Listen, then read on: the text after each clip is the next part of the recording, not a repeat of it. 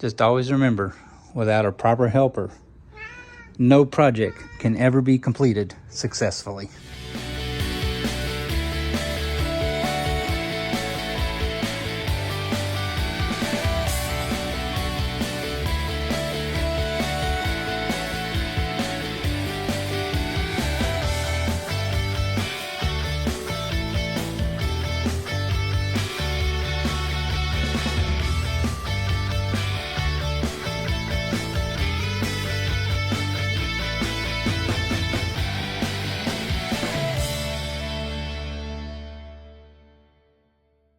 Hey guys, how's it going? It is finally time for another Jeep repair video.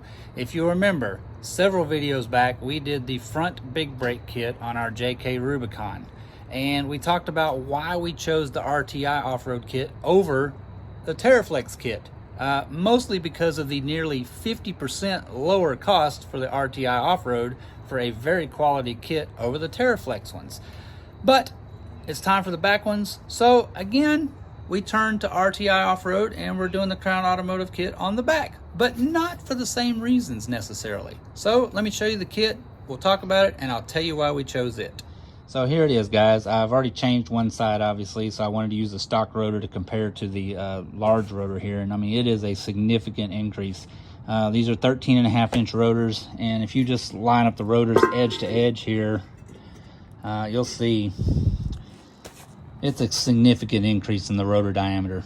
You will not regret going to big brakes on your JK at all. The RTI Off-Road Crown brake kit here, obviously it comes with the 13.5-inch rotors, all the adapter brackets, all new hardware, new clips, carbon ceramic pads, everything you need to do a brake install. It is worth every dollar.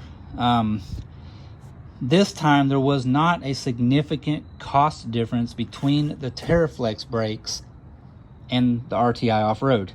The reason that I did end up going with these, because I was going to get the TerraFlex for the back, but I happened to catch these right around the holidays for Thanksgiving, and it was just an incredible Cyber Monday sale. So I ended up getting these for about $150 less than the TerraFlex kit, but they were very, very comparable to prices. So it wasn't necessarily that the TerraFlex was way overpriced this time like they were on the front. But again, a very quality kit, comes with everything you need. It is super simple to do these big brakes on the JK. You will not regret going to the big brake kit. After having it now, man, really, even if I just still had a stock Jeep or on 35s, I still think I'd put these brakes on there. They're just incredible. Super simple to install. All you'll need, for me, an impact. I hate taking lug nuts off. A little short extension because my long socket's not quite long enough to reach in my deep wheels, but 3/4 inch socket. I have a 1/2 inch torque wrench to re-torque the rims back up, and the caliper adapter bolts. And then I have a 3/8 drive torque wrench here, so we can re-torque our caliper mounting bolts here. And then I just have a little 3/8 drive ratchet with a 13mm socket to get those loose. And then I have a 1/2 inch drive ratchet with an 18mm socket to get the adapter bolts loose. But let's get this thing tore apart. It's super simple. We'll slap these babies on there right quick. We're not changing the calipers on the back like we did on the front, so we won't have to bleed the brakes or anything like that. So once we get it all tore apart, I just have an old screwdriver here. It's been in a hook. We'll use it. We'll push that piston back in. And once we get the brakes installed out, we'll just pump the brake pedal 6 or 7 times, get everything back up there, and we are ready to go down the road. So let's get this thing tore apart and get these things put on there finally.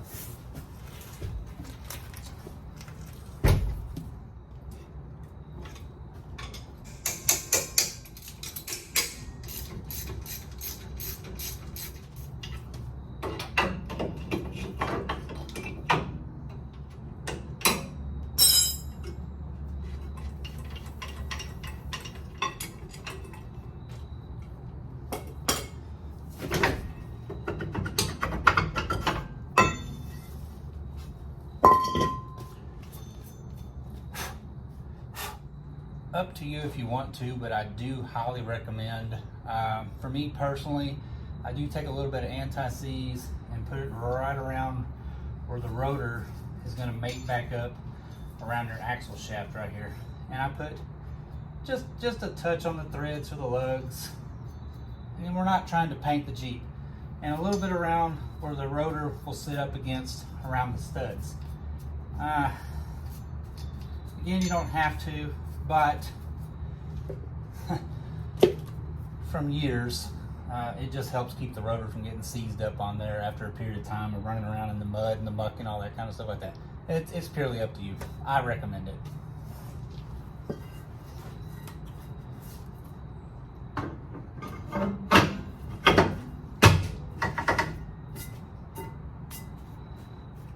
Piece of cake. Now it's all a matter of just putting the bracket back on there, getting the pads put in, and put the caliper back on there. It's probably the easiest Jeep project you will ever do. So for me, again, it's up to you. I do highly recommend lubing the new pins where they're going to slide in and out of the caliper mounting bracket.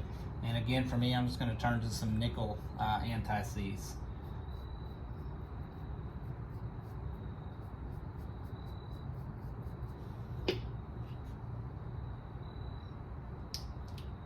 Our new boot on there, and you just simply press them in and seat your boot over it, just like that. Piece of cake. So we've got the pins installed, we've got our boots put on, we've got them seated up there. No problem. For your brake pad retainer clips, you'll notice that they have a long ear sticking out, kind of hard to see here, and then they have a short ear on the other end. Very simple. If you'll just simply take and locate the short end first on the caliper mounting, on the pad mounting bracket here, locate the short end and then just pop the clip over, just like that. Simple as could be. Again, we're going to take our long ear and our short ear. We're going to locate the short one to the inside, and we're just going to pop the clip over. Bam, just like that. Okay, so we have all our clips on here. We're just going to put our pads in there.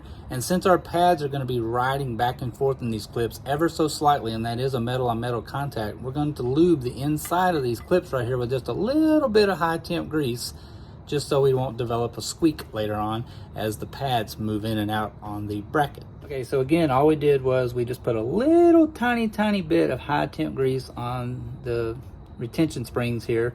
Not a lot. We're not looking at painting them, just a very tiny bit. And we've got our pads stuck back up in here. Now all we're going to do is just slip this back over the rotor and get it mounted back up.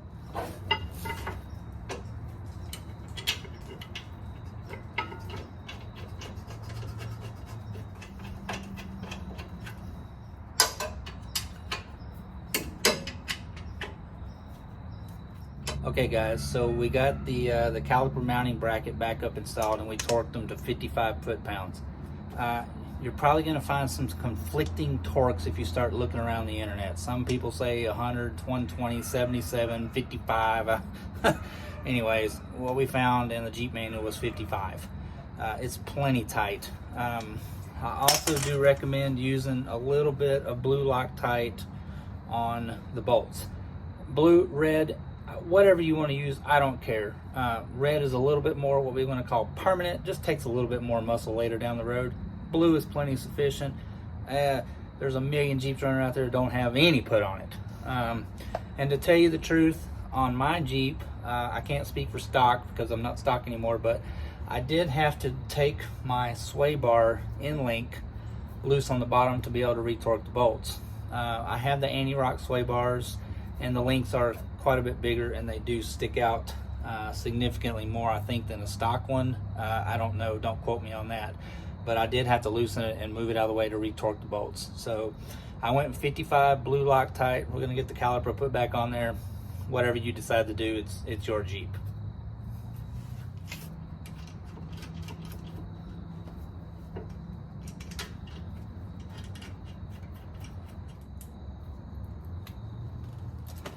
It's 26 foot-pounds on the actual caliper bolt, and I used a little bit of blue again.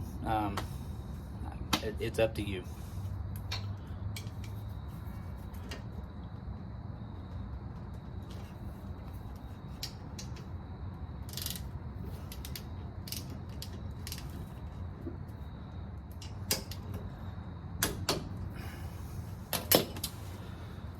That's it, guys. I mean, it is literally the simplest thing to do to a Jeep that there is. We're going to pump the brakes up a few times, get the calipers put back up against the pads like they're supposed to be, put the tire on, and we're done. You will not regret big brakes on your JK. That's it, guys.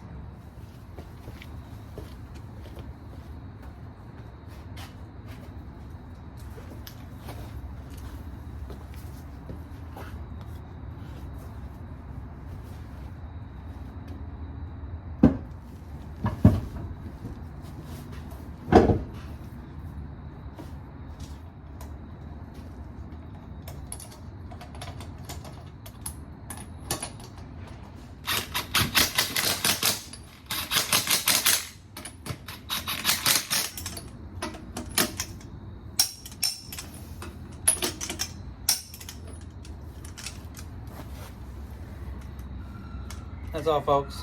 115 for my particular wheel. Check your wheel manufacturer and torque them properly. But that's it. We're going to get it out of the garage. We're done. JK, big brakes.